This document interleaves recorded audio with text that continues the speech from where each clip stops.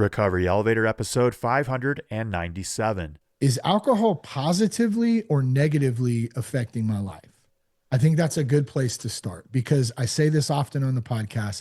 I've still never heard anybody say my habitual drinking habits have really improved my life.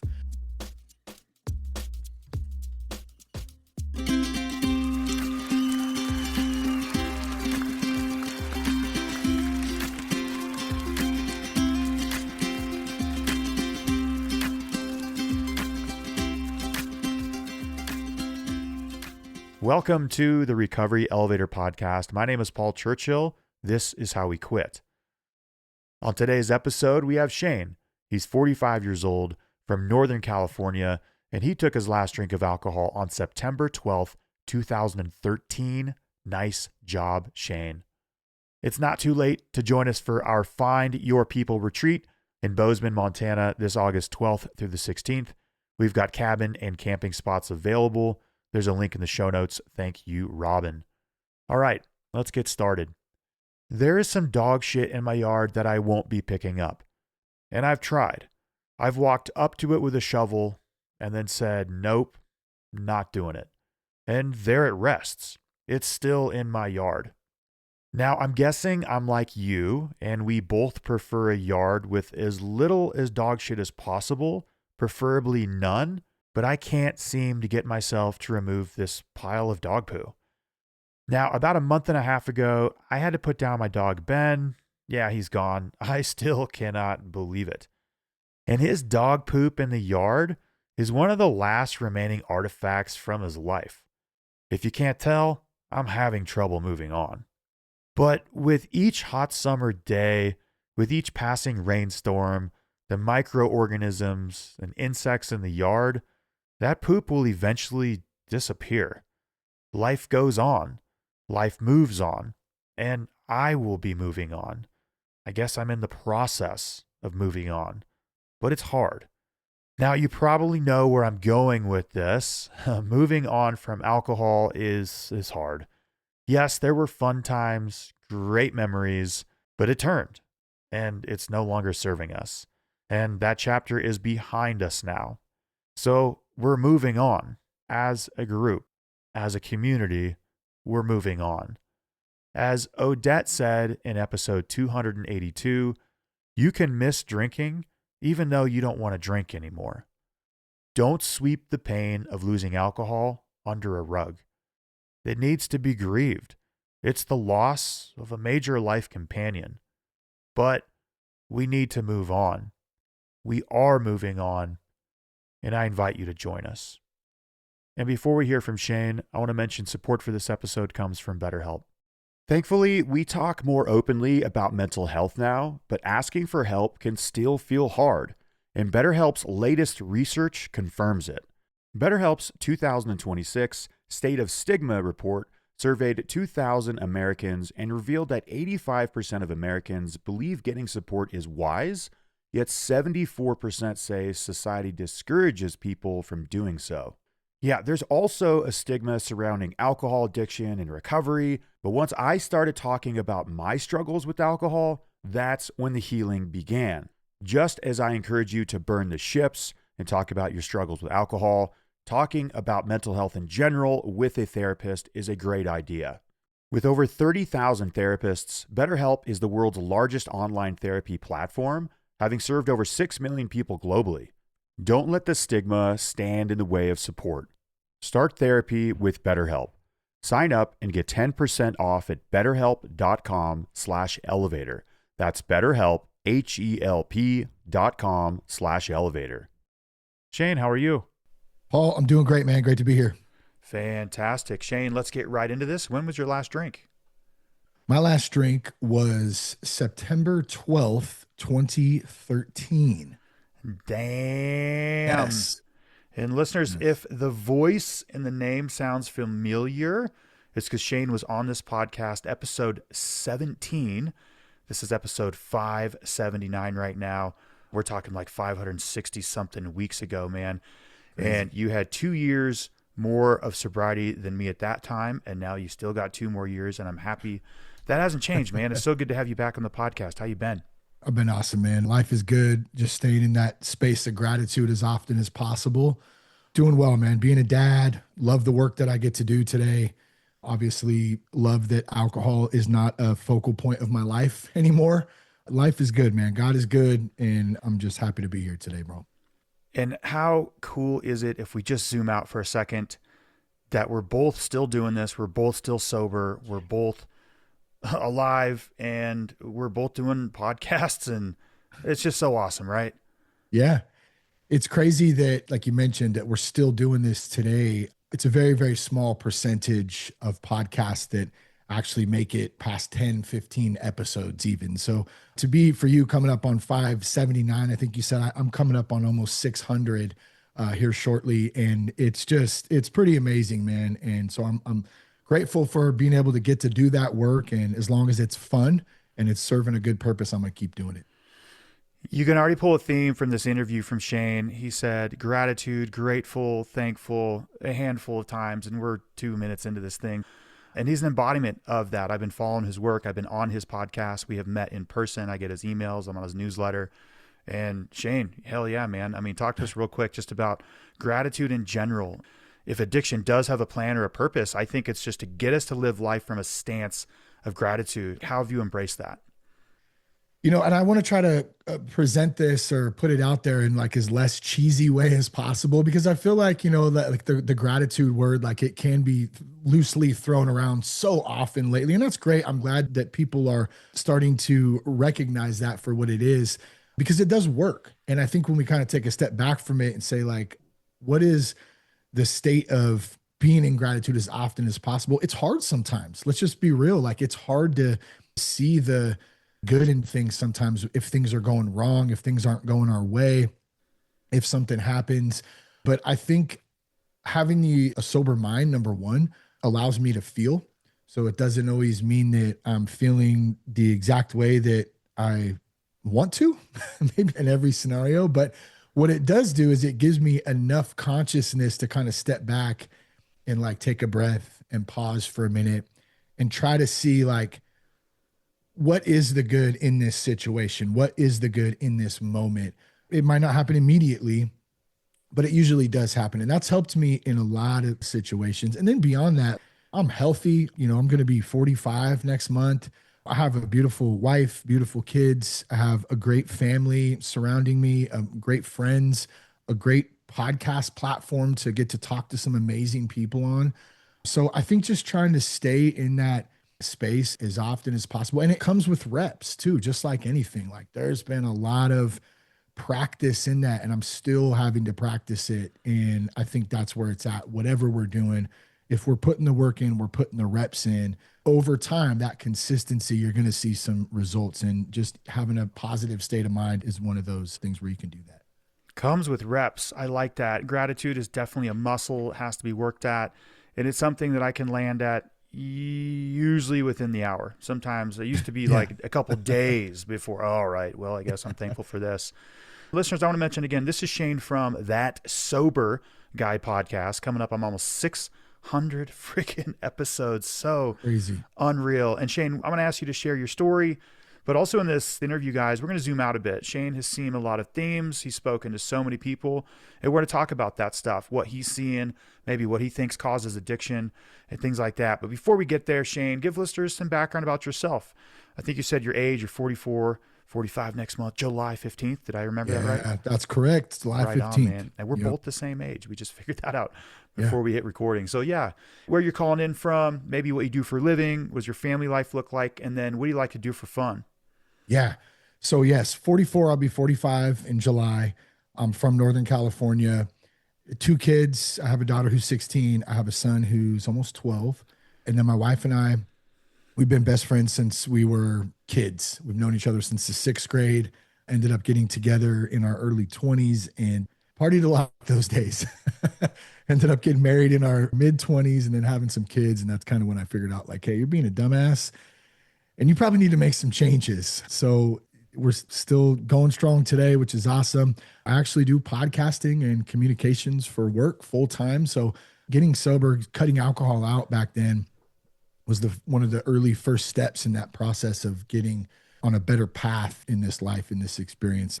For fun, I love coaching. My son plays baseball. My daughter plays soccer. I love playing golf, try to play as much golf as I can. I like playing chess a little bit here and there when I can.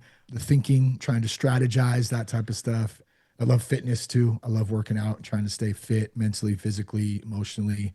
Had a 30-minute sauna session this morning, man. That was great, man. Just sweat it out. So, yeah, man, that's a little recap of myself, I think, real quick.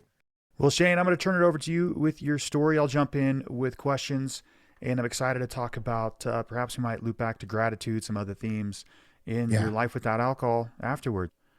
Yeah, thanks, Paul. I grew up in, like I said, Northern California, very alcoholic household. A lot of love from my family, but there was just a lot of controlled chaos, is one way I like to put it. My parents were really young when they had me. They dropped out of high school. They were both, I think, 17 when they had me. And so, not a lot of life experience, not a lot of resources, a lot of stress there. One of the things that drove me, I think, down this path where alcohol and other substances was a main tool to kind of cope with stuff is that I blamed my parents for a long time, particularly my dad. And I just had these resentments and anger and why this and why that. I think some of it was, justified, my anger and stuff for sure. But like when it kind of started to become like an identity in a sense, that's really what kind of drove me down the path of just wanting to escape and not feel and not deal with any of the stuff from my past. And one of the things that's helped me so much is forgiveness, number one. But in that and trying to work through that, it's realizing that my parents are people too. And they both had their own traumas growing up. My mom was adopted. My dad had his sister who died suddenly. And he said some pretty like terrible things. Like the last thing he said to her before she died, she was young. She was like 7 years old and she looked up to him. And so realizing that they're human beings, they're people too. They have their own things that they went through and then brought a baby into this world unexpectedly and tried to do the best they could. That kind of put some things into perspective for me. And guys, this took a long time. It didn't happen overnight. And thanks to my sponsor and one of my good friends, Buddy C, he really helped me work through a lot of this stuff. And what I realized too is I was setting expectations, that both my mom and my dad would never meet, and so that was kind of my fault in that. And so I think having some of those realizations and continue to do that work, it's really helped with the path of forgiveness and being able to accept that, hey, that's just the way it was. My parents did the best they could. And yeah, it might not have been exactly how I wanted to foresee it or, some of my other friends' families and what they looked like, but that kind of formed and shaped me to the place that I'm at today. And I'm very happy in my life and where I'm at with my own family and the opportunities that I've been given and all that stuff. I played baseball growing up. I partied. As I got hurt and stopped playing baseball, I was in bands and doing different music stuff, really had aspirations to make it in the music business. And along with that, I thought came, alcohol and drugs and partying and all that kind of stuff. And that was a big part of our 20s. And when I say our, I just mean my wife and I guess, and a lot of our friends. But, I couldn't turn it off. Like Jess could turn it off and step back and be good. But like, I just wanted to continuously go, go, go. And I always had that in the back of my mind that I didn't want to live this way, but I kind of ignored it, I think, and just thought, well, this is just the cards I was dealt. Kind of some of that victim mentality before I'd kind of worked through some of the stuff with my parents and just the past stuff. And the victim mentality was more for me, that punk rock attitude, like, I don't give a shit. Like, I don't care. I don't care about anything.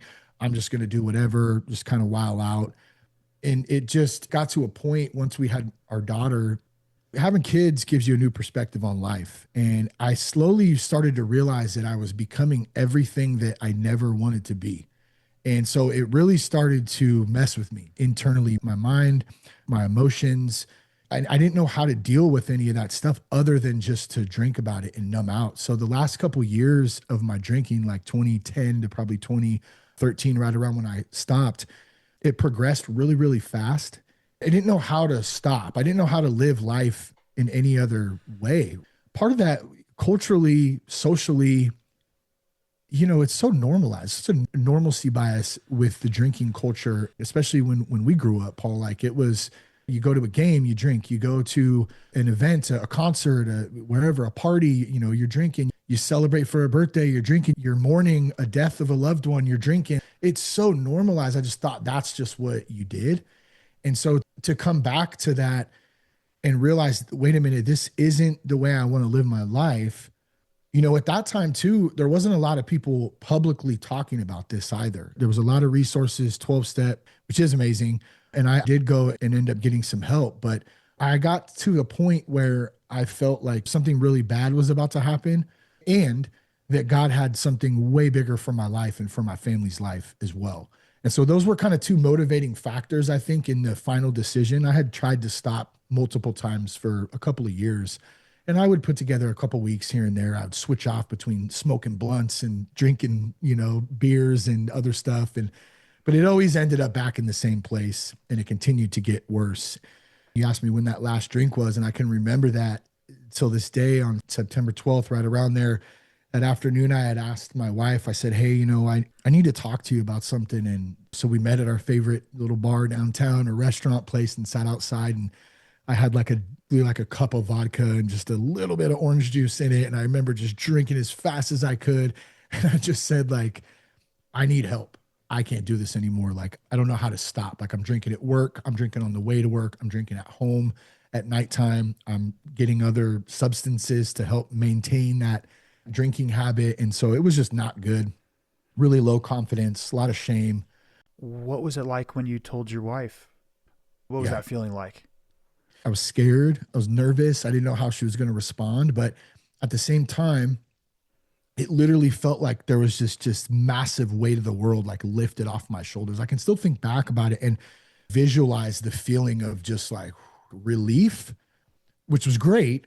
But there was also the fear of, oh my God, this is out in the public now. Like, my wife knows, my family's going to know. What are they going to think? What are my friends going to think? There's no turning back, basically. I'm all in.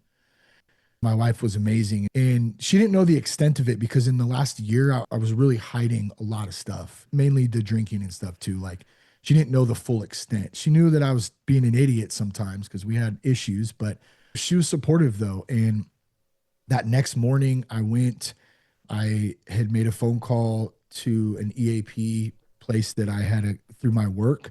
And within a day, I think I was in a bed in Sebastopol, California, on my way to getting some help. And man, saved my life, man. So I've asked that question. How did it feel when somebody tells a significant other, a friend, a brother, a relative, somebody special in their life? I've asked that question, I don't know, 200 times. And the answer is almost always the same. And you said a tremendous weight was lifted. It's a relief. And here at RE, when I first started, I really didn't know shit. But as we keep doing this, trends emerge. And we call that burning the ships here at Recovery Elevator. You said you can't, like, the next day be like, hey, sweetheart, remember that talk yesterday? Like, I was just joking. You can't really unhave those conversations. You can't scale those back. It's out. When you bring another conscious into it with your own consciousness, this beast on her back, it like dissolves. Or the fangs retract just a little bit to see the light at the end of the tunnel. But then on the other side, like you said, there's a fear. It's like, oh shit, now what? Yeah. So listeners, this is the big one. If you've heard Shane's story and you're like, oh man, maybe I should tell my significant other. Shane, what do you think? It isolates us. We feel alone in it. We feel shame. We feel guilt.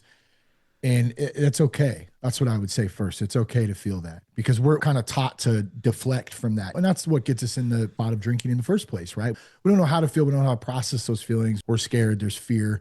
Buddy would always tell me one of the greatest things. He'd say, if you're angry about something, or if you're frustrated, or if you're shameful, or you're guilty, whatever that is, if you look, almost every time it comes back to fear. So you can trace it back and go, well, what am I scared of? And you can kind of start there.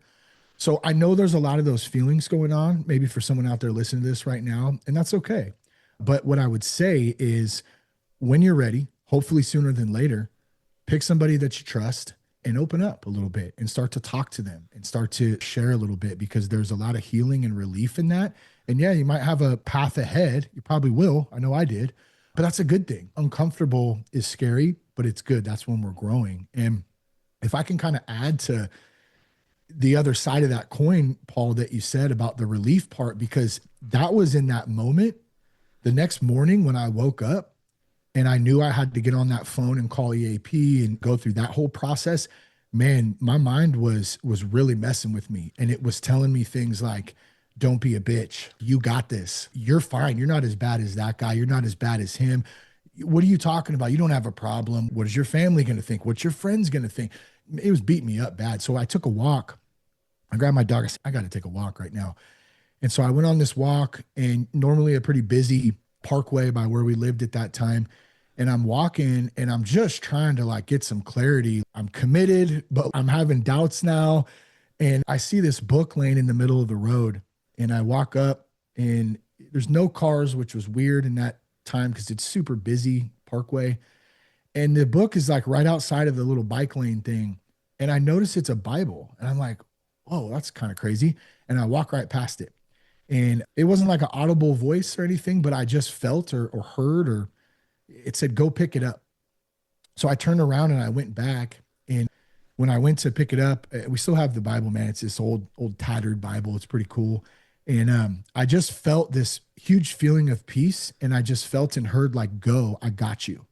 Because I was really scared to go away for 30 days and get help, because I was going to leave my 3-year-old daughter and my wife like behind. How are they going to pay bills and all that kind of stuff? And in that moment, I knew there was going to be some sacrifice there, but I also knew that there was a better path ahead if I was to try to make that sacrifice and get some help in that time. So I'm so thankful that I did that. Yeah, it was wild, man. I would love to know the story of the Bible before you got it. Some dude was probably driving down the road going like, this is for the birds. This doesn't work.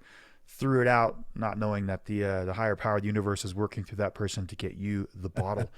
So you got a bed in Sebastopol. Did I get that name right? Sebastopol, California. Yep. Gotcha. That's correct. Yeah. And this is rehab. This is inpatient treatment. It is. Yeah. It was a place called Azure Acres, who unfortunately, I believe, closed their doors in the last year or two. But at that time, it was a thriving spot. So my buddy Seth, and thankfully, my buddy Seth, he's been one of my best friends since 5th grade. Our parents used to party together, and we would sneak beers into his room in like 5th, 6th grade, and we'd shotgun him. So we knew each other for a long time. High school, we drank together, partied together.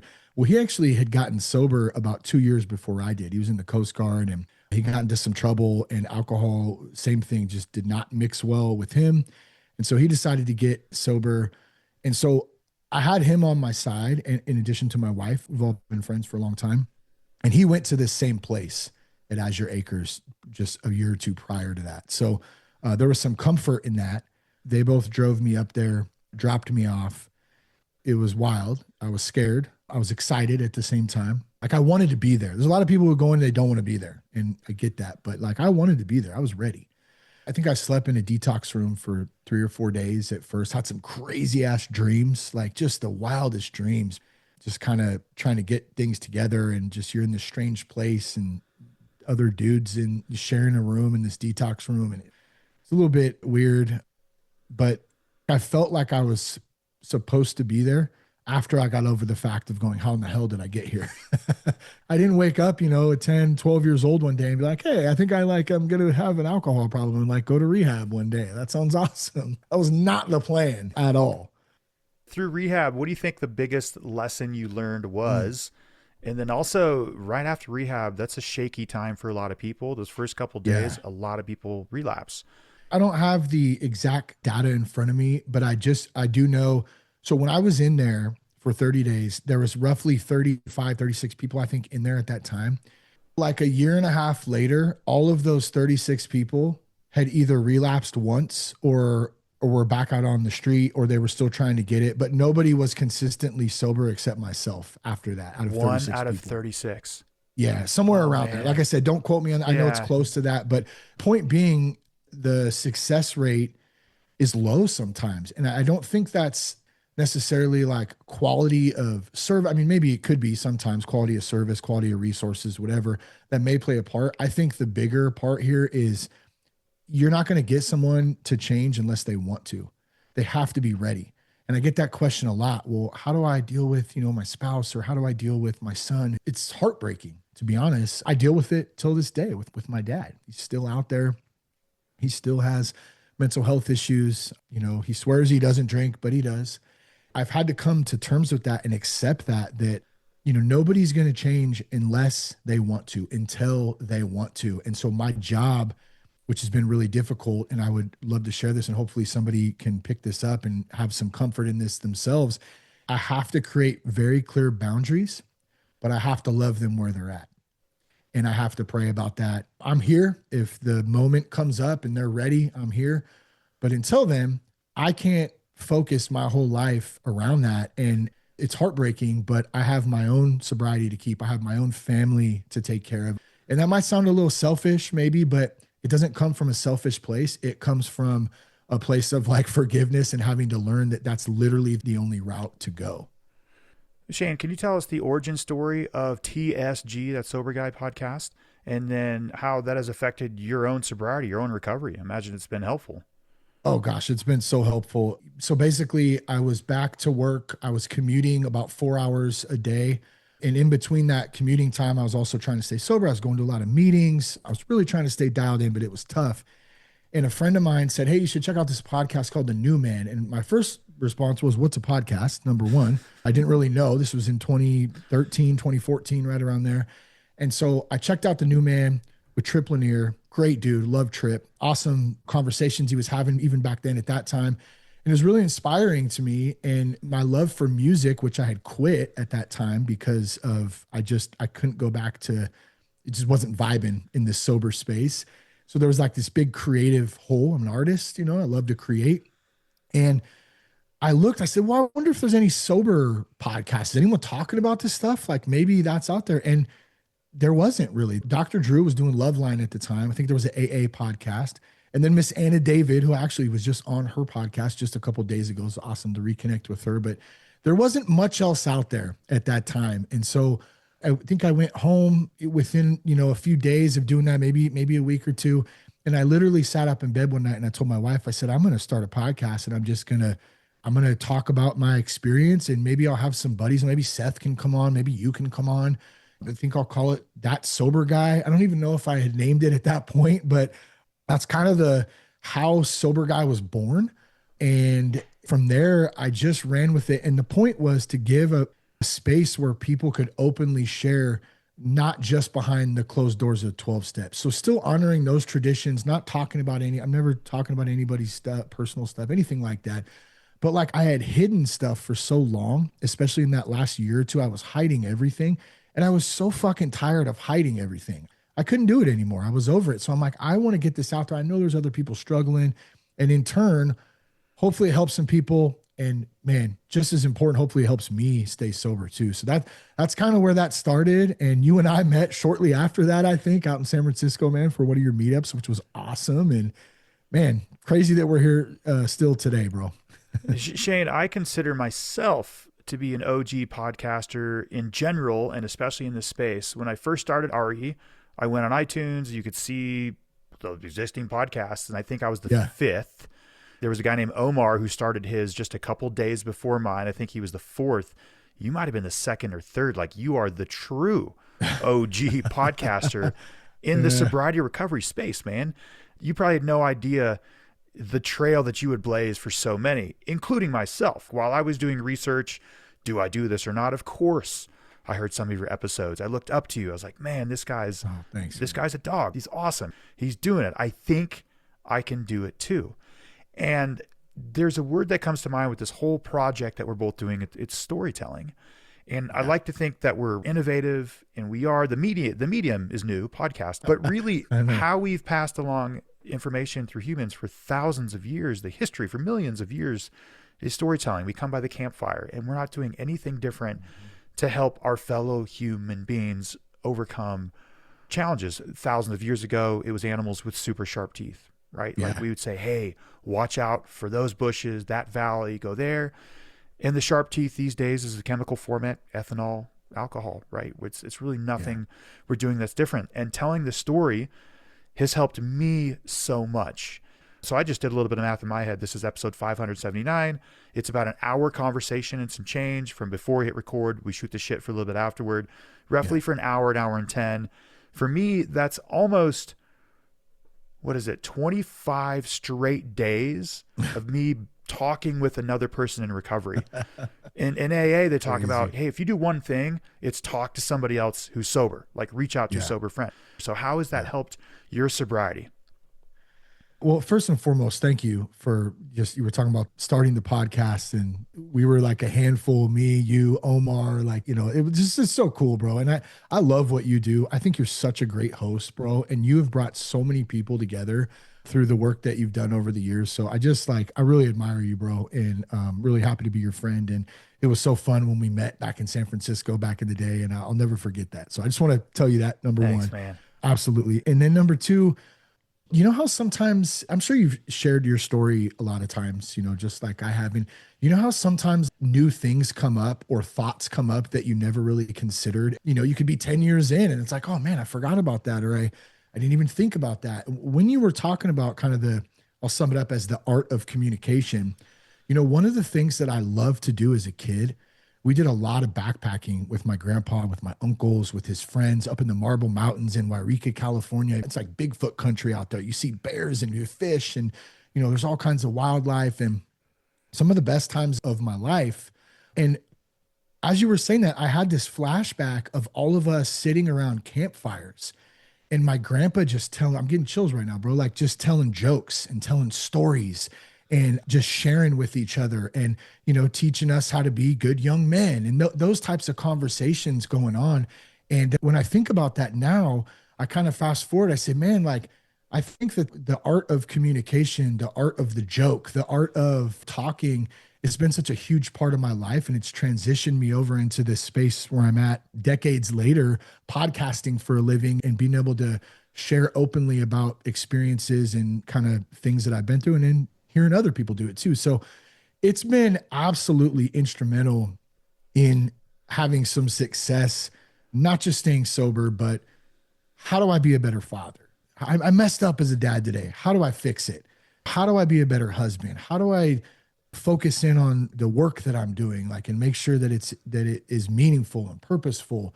All those things come with having conversations with people who are smarter than me or know more than me, or they've been through it before, however you want to kind of frame it up. So I guess I'll kind of bring it back to like inside the podcast space, all those conversations, and then outside those conversations, they are so important. So I would just encourage anyone, communicate, open up. You're not alone in this, and make sure it's with somebody that you trust at first too, of course. Like, you don't have to go dump your whole life story out to somebody right away, but it is absolutely key because conversation creates connection, and connection is the opposite of addiction. So that's a big one right there.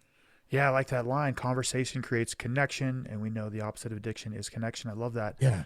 Shane, coming up on almost 600 episodes of That Sober Guy podcast, what are some themes that you have seen emerge, and what are some of the biggest pitfalls? Like, I don't say what people are doing wrong, but like what's holding people up from an alcohol-free life?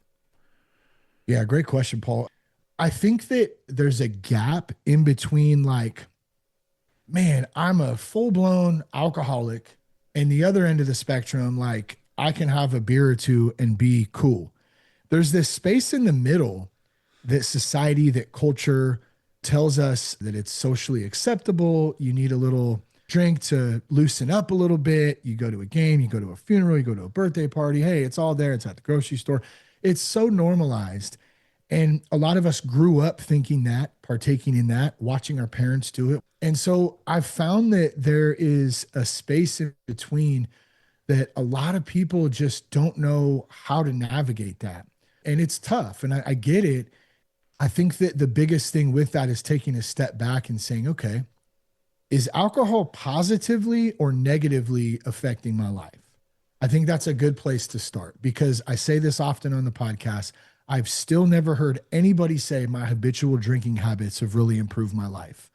It didn't work for me, and I have never heard anyone else say it.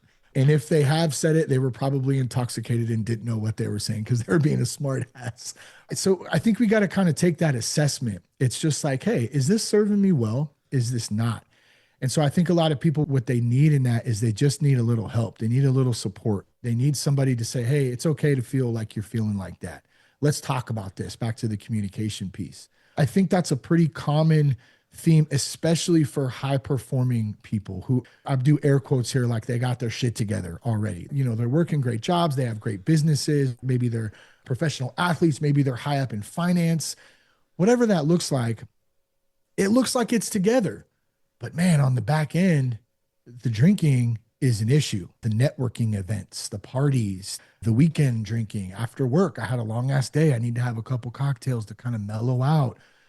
Pretty common stuff. And I hear it a lot. I think taking a step back and taking a look at that is a really, really good place to start. A lot of people justify looking outwardly, but you said, hey, you know what? I'm going to look inward and ask some questions, right? Bring awareness to the situation. Yeah. Shane, what do you think the main drivers of addiction are? And I'm a firm believer it is a modern phenomenon. Like thousands of years ago, people weren't overdosing themselves. They weren't drinking themselves to death. Mm-hmm. That's a lot of Dr. Gabor Mate's work. But what do you think are the main drivers of addiction and why is it increasing? I think culture in America is a big part of it. It pushes it. When you have a society that is dumbed down and weak and addicted, it's easier to control. I think that's a big part of it. I also think there's a lot of trauma that people have experienced and they want to escape from it. As kids, some of us grow up, having some not easy lives, let's put it that way. And some's better than others, some's worse than others. But I think when you come back to it, there's trauma there for a lot of people. And as they get into adulthood, they don't necessarily know how to deal with that or they don't want to deal with it. Life is tough. Life is tough. And I'd be a liar if I said there's not days that I just want to sit back and escape still and just numb out. Even after 13 years, almost 13 years, there's times. And so I guess one good note on that, I think it's good, but I think there's also, it's kind of a double-edged sword because technology and like phones and all that stuff, I think is like a new addiction. I think it's creating an isolation space as well. But we are seeing some of the younger, like Gen Z generations, they're not going to the clubs anymore. They're not going to the bars as much as they used to. They're not out there, drinking, and it's not such a main focal point as it was when you and I were growing up. So I think there is a shift in that direction, which is awesome. But it's like you also, like I mentioned, you have technology, you have phones, you have social media. Those are like new addictions that we're seeing coming in. So are they just taking the place? Is that why people aren't going out anymore? They're just isolating themselves at home, bed rotting, scrolling all night on TikTok. So it's an interesting conversation, man. And I definitely don't think there's a right or a wrong answer at this point, but I do think it's really important to talk about. And I'm glad that you brought it up. I mean, I'm glad that you asked that question. And hopefully, as we create more conversation around it, we'll start to maybe get some more answers. I don't know. Shane, since once you launched your podcast and started sobriety in general, how has the whole landscape changed? Like I know athletic brewing didn't even exist then. How have you seen the whole alcohol-free world change? I remember back, I had an old baseball coach when I was a kid, and he had the John Stockton nutters and the high socks, and he had a drinking problem for many years, which I actually saw. And then at one point he got sober, and all that was in his fridge was like Capri Suns for us kids and, O'Doul's. He had a big ass fridge of O'Doul. That's all there was. And I didn't really know much about it back then, but O'Doul's was literally the only, non-alcoholic thing you could really find back then. And there was a pretty big stigma around that, even if I remember as a kid. And it's crazy to see now you go in the grocery store and there's literally a non-alcoholic beverage with like every single company and then 100 more that have created their own. So I think it's great for an alternative, a substitute. I don't go drink 12 non-alcoholic beers because I never drank for the taste. I drank to get intoxicated. So yes, I occasionally have had an NA beer and will have an NA beer depending on what the situation is. Preferably, I'd rather have some coffee or some soda water or soda or something too. But I do like having that option if I'm feeling like that, I guess. But the space itself, I can't help but think the alcohol business is $1 billion business. And so I can't help but think that you take a step back from that and they go, damn, we're losing, X, Y, and Z amount of dollars, millions, billions, because people aren't drinking and they're not doing our product as much as they were. How can we carve out a space in this NA market so we can make up the rest of that money, follow the money, and everything pretty much comes back to it. So I see a purpose for it. I think that it does help a lot of people. I would also advise use caution. If you're not in a good space, if you're early on, it might not necessarily be a good idea just to jump right over and start drinking some NA beer. It could be a trigger for a lot of people. You got to use your best judgment. You got to be able to have a sounding board, maybe talk to somebody about it and see what that looks like for you. Shane, what do you think the biggest gift that sobriety has given you? Earlier we talked about gratitude, And I think addiction definitely serves a purpose. And I think that's one of them, is to get us to you just throw our hands up at the end of the day or whatever moment we're in and say, fuck, just thank you. This might not Yeah. be my favorite moment in life, or I might be loving it, but just thank you. Here we are. This is the miracle of itself. There are many gifts, but what do you think is perhaps the biggest gift sobriety's given you? Gosh, there's a lot of them, Paul. The first one that comes to mind is presence, being conscious. It's given me the ability to grow into the authentic self. And I'm still figuring out who that is. I'm not saying I have it all figured out. I definitely don't, because I'm constantly changing. Things are constantly changing. That can be uncomfortable sometimes, but I also understand that there's growth in that. But the presence thing, just being able to step back and sit and be present with my kids, with my wife, with whatever I'm doing in the moment, trying to slow down a little bit, be conscious of the decisions that I'm making, be conscious of the time. There's nothing more valuable in this world than time. We don't ever get it back. It's so valuable, and you can't put a dollar amount on that. So being able to be conscious in that time and space, like right now, everything's impermanent. This season's going to pass. My kids are 12 and, 16, and eventually they're going to be 25 and 29 or whatever. And so I just really want to live my life and really enjoy it to the best of my ability and be conscious and present as often and as much as I can. And I want to have fun too. That's the other thing. Just being able to find genuine joy and genuine fun in the things that I'm doing. Golf, going on a run, going on a workout, fishing with my son, hanging out with my daughter. It's really, really important. I think that's probably one of the biggest things that sobriety's given me. Shane, I asked our Instagram account, this is a couple of years ago. I said, hey, give me one word to summarize your sobriety. And we had a couple hundred answers. And I put them all in an Excel sheet, and it got the top three. It was the three words were peace, energy, and presence, right? That's the present moment. Eckhart Tolle wrote a blockbuster hit called The Power of Now, followed up by A New Earth. But the power of now is all about finding the present moment. Jesus, the Buddha, Lao Tzu, so many mystics over the years have talked about the present moment being the bee's knees of life. Like everything resides in the present moment. And who would have thought, if I were to write my version of power and now the best way to get there, I'd be like, all right, go to the gas station, get a 12-pack, drink it, and then do that for, I don't know, a couple thousand nights in a row. You're going to crash and burn alcohol. And then on the other side, you're going to find presence.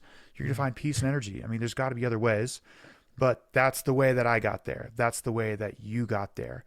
And I just think it's so remarkable at something that I had fatally labeled as horrible, right? That's the addiction. Like, wow, you said earlier, this was not the plan.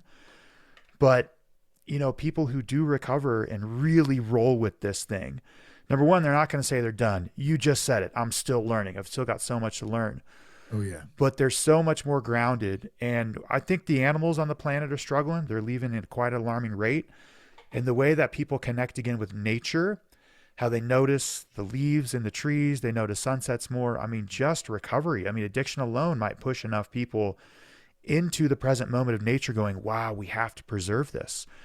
There's no way that I'm going to throw my trash out the window, or I'm definitely not going to cut down a Douglas fir for 5 weeks of the year to put it in my room to throw it away in January. I don't know. It's just so fascinating. And Shane, before we get to the rapid fire round, where can we learn more about you, what you do? I know you offer coaching. Is it just men's coaching? Where can we find your podcast, your website, things like that? Yeah, thanks, Paul. You can find all our resources at thatsoberguy.com. We have a great men's community called the Victory Circle. It's a free online private community. I also love it if you signed up for our weekly memo. So I just send out a weekly memo. It's one email a week, just gives tips. It gives a new podcast that's coming out. And so that's a good spot to start. I do also one-on-one coaching. We have a sober 30-day performance challenge as well. That's 30 podcasts in 30 days with some exercises to help get you on the right path. But yeah, you can get all that on thatsoberguy.com, and then the podcast, of course, Spotify, iTunes, YouTube, all the major platforms. You can find it on there as well. Gosh, it's been 10 years since we connected on this podcast. It's Crazy. Just a miracle that we're still here, and it seems like it was yesterday. It does. We have hit the rapid fire round. If you could answer these questions in 5 to 10 seconds, that would be great. You ready? I will do my best. Let's go. All right. What's the one thing you've learned about yourself since ditching the booze? I've learned that everything doesn't always have to be that big of a deal. What's been your best sober moment? Just being able to look my kids in the eyes and just know that I'm available for them. And my wife, of course. What's your favorite alcohol-free drink? I love some soda water, like some Pellegrino, a little cranberry, and some lime. Probably one of my favorites. What's the best band to come out of the 90s? I'm going to say best band to come out of the 90s. Oh, this is a tough one. Rancid, one of my favorites. What's the point of life, Shane?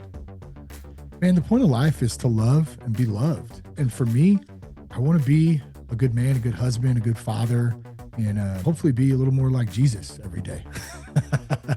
And what parting piece of guidance can you give to somebody who wants to quit drinking, Shane? Go for it. Jump in. Don't wait. You're not alone. God loves you, and he's got a better purpose for your life. And before we depart, let's hear your own "You Might Need to Ditch the Booze If" line.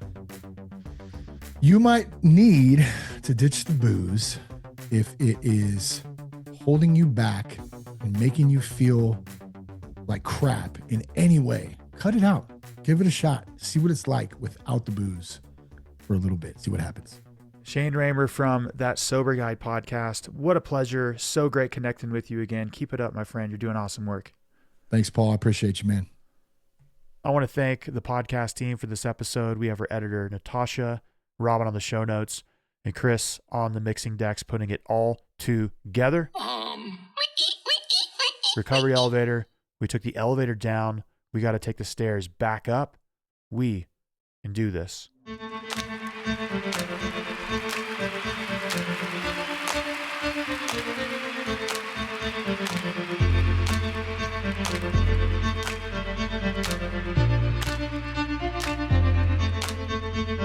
I see you, Savior, I see you, Savior, Almighty Savior, I see you, Savior, I see you, Savior, I see you, Savior, Almighty Savior, I see you, Savior.